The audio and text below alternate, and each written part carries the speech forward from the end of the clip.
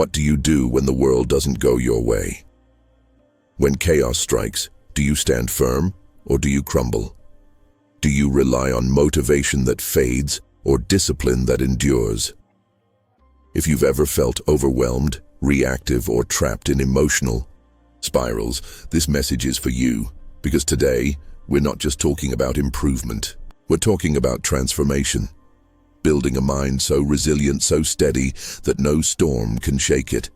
And if you're ready to take ownership of your mind and your life, make sure to subscribe right now.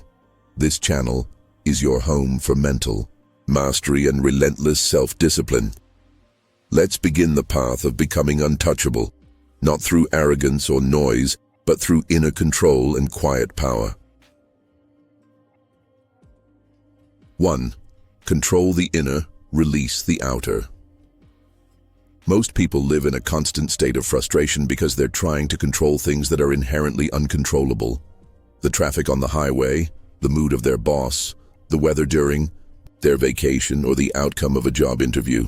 They spend their energy resisting reality instead of accepting it. This is where Stoicism offers a radical but liberating truth. Your power doesn't lie in manipulating the outside world. It lies in mastering your internal world. When Epictetus, a former slave turned philosopher, taught that some things are up to us and some things are not, he wasn't offering a platitude. He was giving us a blueprint for mental freedom. You don't control the storm, but you do control how you respond to it. You don't control the reactions of others, but you do control the values you live by. You don't control the outcome of your efforts, but you do control the effort itself. This shift in focus is more than just mental gymnastics. It's a transformation. The moment you stop trying to control the external is the moment you reclaim your inner freedom. You stop being a victim of circumstances. You stop blaming traffic for your temper or your boss for your anxiety. You realize that between stimulus and response, there is a space, and in that space is your power to choose. That is where strength is built, not in brute force or in dominance, but in calm, measured response. Think of Marcus Aurelius, the Roman emperor who held the most powerful position in the world at the time. He faced wars, betrayals, plagues, and personal loss. Yet in his journal, he repeatedly reminded himself, "You have power over your mind, not outside events. Realize this, and you will find strength." That's the core of Stoicism. It's not about denying emotion or pretending everything is fine. It's about controlling your interpretation of events. It's choosing how to frame your experiences. When something goes wrong, ask, what part of this is within my control? Focus there. That's where your energy should go. The Stoic doesn't ignore the chaos of the world. He simply doesn't become it. He trains his mind to be an immovable anchor in a sea of unpredictability. That's not apathy. That's mastery. In a world that screams for your attention, that feeds on outrage, that markets panic, Stoicism whispers, "Be still." That's not weakness. That's the ultimate strength. 2. Let go of the fantasy. Life isn't supposed to be easy. If you woke up every day expecting life to be smooth and effortless, you'd be disappointed every single time something went wrong, and something always does. The Stoics knew this well. That's why they didn't expect comfort. They trained for difficulty. They prepared for hardship, not with fear, but with resolve. Let's be clear. Life is not supposed to be easy. Whoever told you that was selling you a fantasy. The expectation of ease is the root of a lot of suffering. When you expect things to be simple and they're not, you start to think something is wrong with you or with life. But life is inherently uncertain, difficult, and often unfair. That's not a flaw, that's reality. Comfort, while pleasant, is overrated. Growth doesn't come from ease. Growth comes from tension, from struggle, From those moments when you're tired, when you're uncertain, when you feel like quitting, that's when the real work begins. That's when character is forged. It's easy to be positive when everything's going your way. But who are you when things fall apart? Who are you when you lose the job, when the relationship ends, when the plan fails? That's the moment that reveals your depth. When challenges arise, most people default to the victim mindset. Why me? But the Stoic asks, why not me?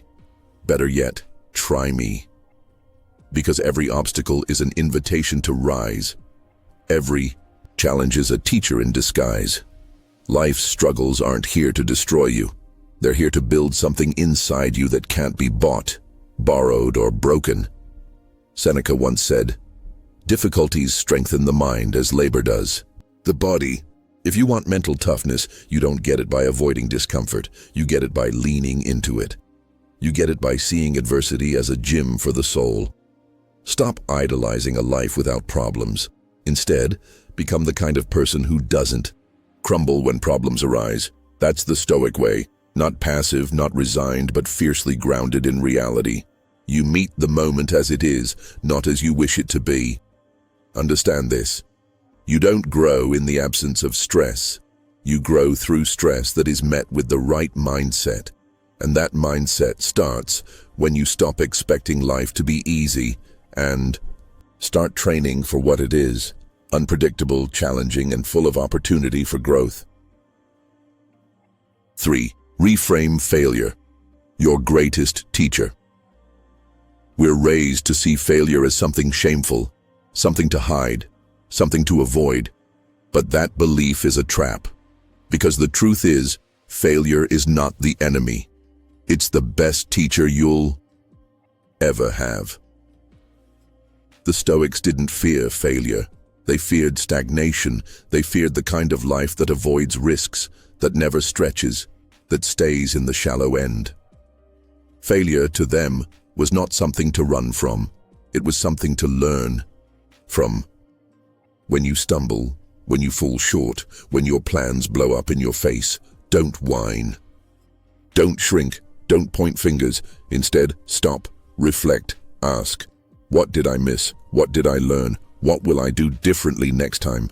Failure is feedback. It tells you where your limits are and where you need to grow. It's the mirror that reveals the truth, even if it's uncomfortable. And if you can look at that mirror without ego, you'll find in it a roadmap to success. Most people let their egos get in the way. They take failure personally. They avoid it because they can't separate the event from their identity. But the Stoic does something different. He steps back. He doesn't say, I am a failure. He says, this failed. Now, let's improve. The Stoic understands that the path to mastery is built on missteps, revisions, and deliberate correction. Think of a sculptor. Each strike of the chisel might look like destruction, but with every cut, the masterpiece emerges. That's how growth works. Failure doesn't mean you're broken. It means you're building. It means you're trying. It means you're learning the real lessons, the ones no book or mentor can teach you. Lessons you earn. Remember, success is often just failure, refined. Every skill you now master, every strength you possess, was once something you failed at. So stop fearing failure. Reframe it. Embrace it. Use it. Because the Stoic doesn't chase a flawless life. He chases a resilient one. And he knows that wisdom is carved from mistakes. Mistakes that are reflected on, learned from, and transformed into fuel for the journey ahead. 4. Cut the weak habits that drain your power. Complaining, comparing, seeking validation. These behaviors might seem like minor issues in the grand scheme of life, but they are silent assassins of mental strength and inner discipline. On the eye's surface, they offer a fleeting sense of relief, like scratching an itch. But beneath that surface, they carve deep grooves into your mind, training you to respond to life's discomforts with avoidance, helplessness, and insecurity. Let's begin with complaining. It's easy to justify. The weather is bad. Your job is frustrating. Someone cut you off in traffic. But each complaint is a tiny declaration of powerlessness. It says, I don't control this and I hate it. It reinforces a worldview where you are the victim of your circumstances, not the master of your mindset. Worse still, it trains your brain to scan the world for what's wrong, rather than what can be controlled or improved. Over time, this habit becomes automatic. Your perception turns negative, your confidence dwindles. You feel smaller, not because the world changed, but because your inner dialogue became toxic. Next is comparing. We live in a world where social media constantly broadcasts curated highlights of other people's lives. Someone else's success, physique, relationship, or lifestyle becomes a yardstick for your own worth. You measure yourself against images instead of principles. But here's the truth. Comparison is the thief of joy, and more dangerously, the destroyer of focus. When you're focused on what others are doing, you stop paying attention to your own growth. You chase someone else's path instead of building your own, and because comparison usually tilts toward people doing better than you, it fuels insecurity and imposter syndrome. You forget that the only competition that matters is with who you were yesterday. Then there's seeking validation. At first, it feels innocent, wanting approval from your boss, your partner, or your peers. But if you rely on validation to feel worthy, you hand over your self-worth to others. It means every compliment lifts you up, but every criticism crushes you. It means you'll hesitate to speak your mind, try something new, or take bold action unless you're sure it'll be accepted. This stifles growth. Worse, it breeds anxiety. You're always performing, never simply being. Self-trust begins to erode. And without that trust, confidence becomes hollow. Now let's talk about the quiet killer, avoidance of discomfort. Every time you skip the gym because it's hard, procrastinate on a task because it's boring, or dodge a conversation because it's awkward, you reinforce the idea that comfort is more important than progress. But growth lives on the edge of discomfort. The path to resilience is paved with difficult choices. Each time you step into discomfort, you expand your limits. You become the kind of person who does what's necessary, not just what's easy. So, what's the way forward? Start small. Go one full day without complaining. Catch yourself mid-thought and reframe it. Instead of, "This is so annoying," say, "This is a test of patience." Instead of, "Why is this happening to me?" ask, "What can I learn from this?" Then go a week without checking how others perceive you. Post without obsessing over likes. Share your opinion without hedging. Make a decision based on your values, not applause. Watch how freeing it feels to move through the world without asking for permission. After that, take it further. Identify something that scares you and do it. Have the hard conversation. Take on the difficult task. Wake up an hour earlier. Push past resistance, because here's the truth. Discipline isn't about feeling inspired. It's about doing the right thing, even when you don't feel like it. Like a muscle, it grows every time you choose action over excuses. Your power isn't in your emotions, it's in your decisions. Cut the habits that drain you, replace them with habits that build you. You'll find that you don't need motivation, you need momentum. And the first step starts with taking full ownership of how you think, speak, and act. Every complaint withheld, every comparison rejected, every moment of discomfort faced makes you stronger. Start now. 5. Become a fortress. Steady, disciplined, unbreakable. You don't need to shout to be strong. True strength isn't loud, it's silent, steady, and unshakable.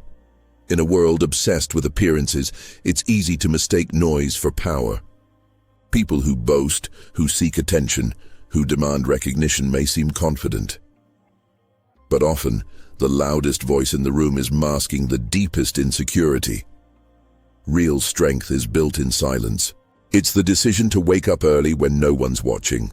It's the quiet no to temptation when others indulge. It's the commitment to your values when no one is keeping score. Discipline, not drama, is what shapes character. Structure, not hype, is what creates results.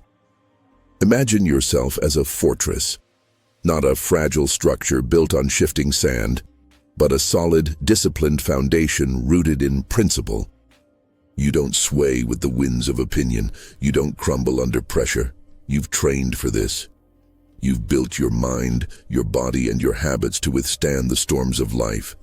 That kind of fortitude doesn't come from wishful thinking. It comes from structure. Create a daily routine that strengthens your mental and physical resilience. Start with the basics. Wake up early, not for productivity hacks, but to command the day instead of reacting to it. Train your body, not for aesthetics, but to discipline your will. Movement sharpens focus and physical strength reinforces mental toughness. Then audit your attention. Say no to distractions. Social media, idle gossip, endless scrolling. These things pull you away from your path. Every distraction you eliminate is a vote for your future self. Reclaim your attention. Protect it like your most valuable asset, because it is. Now say yes to what's hard. Embrace challenges on purpose. Take the difficult route. If something scares you or makes you uncomfortable, it's probably pointing toward growth. Whether it's having an honest conversation, committing to a fitness goal, or facing a personal weakness, run toward it, not away. Strength is forged in adversity. Consistency beats motivation. You don't need to feel ready. You don't need a pep talk every morning. You need discipline, the kind that shows up whether it's raining or shining, whether you're tired or energized, whether the world is cheering you on or ignoring your effort. Motivation is fleeting. Discipline is built. Here's the mindset. Act like the person you want to become. If you want to be resilient, train resilience. If you want to be focused, train focus. If you want to be dependable, be consistent, even when no one acknowledges it. Especially when no one acknowledges it. Your strength should not depend on applause. It should depend on your values. When others fall apart, when life gets chaotic, when people panic or retreat, you will stand tall. Not because you're superhuman, not because you're fearless, but because you've trained for it. You've lived with integrity. You've built the habits that create unshakable character. Be that fortress. Calm under pressure, resilient under stress, disciplined in chaos. You don't need to perform. You need to practice. You don't need to prove. You need to persist. Your power is not in what others see. It's in what you choose when no one sees. Build yourself into someone who doesn't crumble when things get tough, but thrives in the storm. And remember, the road is hard, but that's what makes you strong. The mind that commands respect in the end. Your strength will not be measured by what you conquered outside, but by what you conquered within. So ask yourself today, am I reacting or responding? Am I chasing comfort or becoming capable? Am I talking about it or becoming it? The Stoic path isn't loud, it's disciplined, it's focused, it's free. If you're ready to rise, not just once, but every day, subscribe now. And remember, you don't need to control the world. Just master your mind, build the fortress, be the calm, lead yourself first.